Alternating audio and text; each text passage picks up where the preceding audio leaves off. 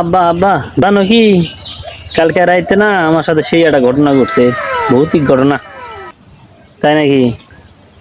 আরে হ্যাঁ, আমি না ঘুমোতে উঠে মুতপার গেছি। মুতপার যাইয়া কি বাথরুম খোলার সাথে সাথে না ঠান্ডা বাতাস বাইরে এলো আর লাইট জ্বলে গেল। হ্যাঁ, কি কস? সেরম লাগলো না? আহ, কি আরাম করে মুতলাম, বুঝছা? হারামজাদা হারামজাদা, কালকে তুই ফিরে যেতে আবার মুচ্ছা না আব্বা? ও আচ্ছা বা, এটা কথা কবি সত্যি কইরা কি কও?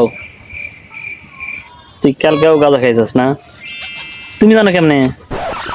টয়লেট আছিল না ফ্রিজ? না আব্বা, আসলে আমার ভুল হয়েছে। আমি আর গাঁজা খাম না, সত্যি গাঁজা খাম না আর। টয়লেট দিয়ে ঠান্ডা পানি বাইরে হয়, কালকে একটু খাইছিলাম। আর একদিন যদি দেখছি তোরে, দেখ কি করি, বাড়ির ভাত তোর হজম হবো না, কইয়া দিলাম। মোটা তো দূরত থাকি, আর খামো না জীবনে। এই যে কান ধরছি, বাসে থাকতে জীবনেও না। মাফ করো।